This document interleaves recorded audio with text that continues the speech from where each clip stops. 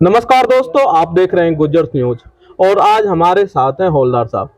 इनके साथ जो जाती हुई है उसके संदर्भ में मैं आपको बता दूं, अभी गत दिन पहले ही जोधपुर में राजीव गांधी ग्रामीण शहर ओलंपिक खेल हुए थे। तो ये अपने गांव से कुछ खिलाड़ियों को लेकर के गए।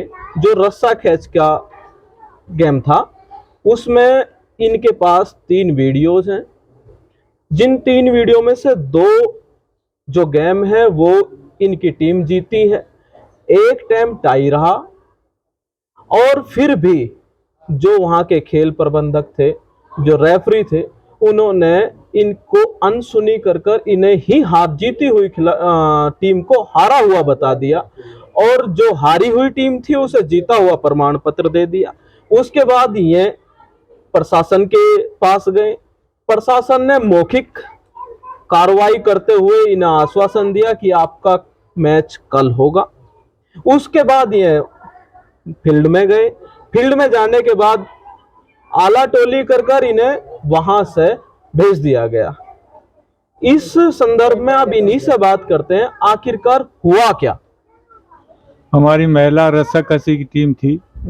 हमारा बाड़मेर के साथ मुकाबला हुआ और बाड़मेर के मुकाबले के साथ में हमने पहला बाउट जीता, दूसरा मैच ड्रा रहा और तीसरा मैच भी हमने जीता।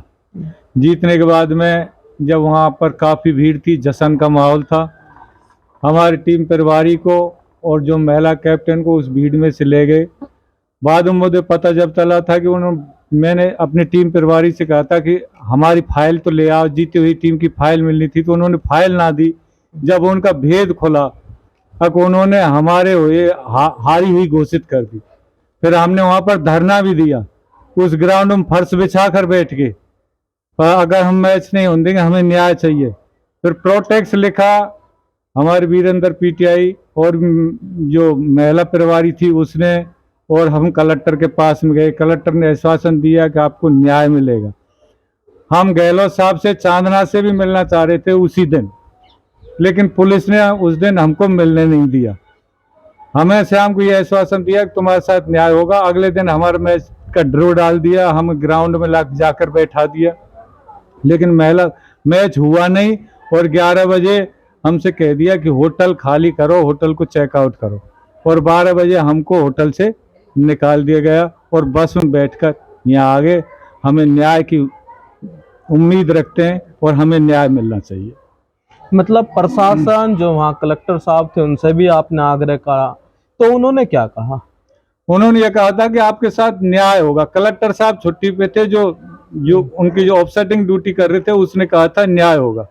उसको हमने एक कागज, जो उनका जो उप कलेक्टर था, डीएम साहब था, उनको एक कागज हमने उस ग्राउंड में भी थमाया था जिस ग्राउंड में गहलोत साहब ने उद्घाटन किया था। जब भी उसने कहा था कि देखेंगे, हम शाम को मीटिंग करेंगे, और शाम को फिर उसी टाइम मीटिंग वहीं करना चाह रहे थे, लेकिन हम वहां तक रुके।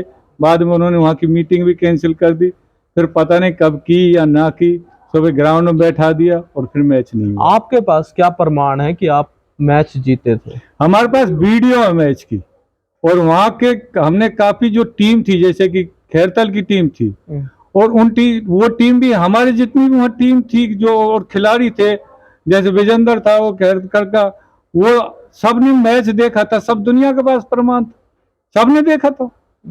इतने लेवल पर ऐसी बेईमानी हो जाए ये किसी ने सोचा भी नहीं था।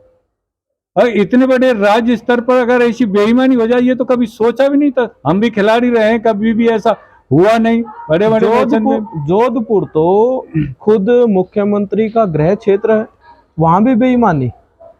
अब बेईमानी करने वाले तो मुख्यमंत्री साहब सही नहीं थे। जो वहां का जो ऑफिशियल बटा था वो भी बेईमानी कर रहे थे। वो बालोतरा के थे, वहां के रहने वाले थे, टीम वहां की थी, लेकिन ऐसी बेईमानी नहीं होती। पॉइंट तो पॉइंट की बेईमानी हो जाती है, ऐसे सही होता है। जो सरियाम रस्सा खींचवे में तो सरियाम दिखता है, इसमें बेईमानी की कहीं गुंजाइश ही नहीं होती। तो 3 राउंड होते हैं और तीनों राउंड की आपके पास वीडियो है? तीनों राउंड की वीडियो है हमारे पास। अच्छा, आपने देखा कि 3 राउंड होते हैं और 3 राउंड में से 2 राउंड, पहला और तीसरा, इनकी टीम जीतती है और एक जो दूसरा राउंड है वो ड्रॉ रहता है। ये सब स्पष्ट चीजें इनके पास ऑन डॉक्यूमेंट्री है, लेकिन फिर भी न्याय नहीं मिला। हम न्याय की उम्मीद करते हैं शासन प्रशासन से, और जिनके साथ ऐसा हुआ, ये जाती हुई, उन्हें न्याय मिले, इसके लिए हम सब आपके साथ हैं। और जो भी जितना भी प्रयास होगा हम सब मिल करके लड़ेंगे। धन्यवाद। अगर हम बड़ी उम्मीद करते हैं, अगर जो ये गांव के रहने वाले ये कभी खेलने के लिए पैर भी नहीं रखेंगे, अगर इनको ऐसा ही हुआ तो ये यही सोचेंगे कि इस देश में ऐसा ही अन्याय होता है। अगर इनके साथ न्याय हो जाता है तो अगली बार भी या बच्चे भी खेलने के लिए। और वहां पर एक नहीं थे, हमारी महिला फुटबॉल टीम भी थी वहां पर, 18 बालक हमारे वो भी थे, सबने ये देखा और सब इस बेईमानी के लिए यही कह रहे हैं कि खेलने से फायदा क्या। जब सरेआम जीते हुए को हारने का सर्टिफिकेट थमा देते हैं तो उस खेलने का फायदा ही क्या है। आने वाले जो दौर में जो बच्चे इसके लिए तैयार होने थे उनका भी मनोबल टूटना क्या। मैं अगर बच्चों को खिलाता हूँ, मैं आप घर बैठा हूँ, बच्चे नहीं जानते, जाते ही नहीं, बोला सर वहां तो जबरदस्ती हरा देते हैं, जीते हुए को भी हरा देते हैं, खेल के करेंगे क्या। जीते हुए को भी हरा देते हैं, अब इसलिए वो ग्राउंड में नहीं जाते। मनोबल टूट गया सबका। चलो छोटी छोटी बेईमानी सबके संग हुई है, तो इतनी बड़ी बेईमानी है कि सरेआम जीती हुई टीम दुनिया ने देखी है। आप उन टीमों को भी जहां प्रेजेंट थी, जैसे खैरतल की टीम प्रेजेंट थी, और भी कई करौली की टीम प्रेजेंट थी, और भी कई टीम, काफी टीम प्रेजेंट थी, हजारों की संख्या में वहां भीड़ थी, है कि नहीं। आपको साक्ष्य मिल जाएंगे, आपको गवाह मिल जाएंगे जो स्पष्ट जीतने की संख्या, तो वो वीडियो है। और फिर भी आपके साथ में ऐसा अन्याय होता है तो किसका मन करेगा साहब खेलने का, आप सोचो।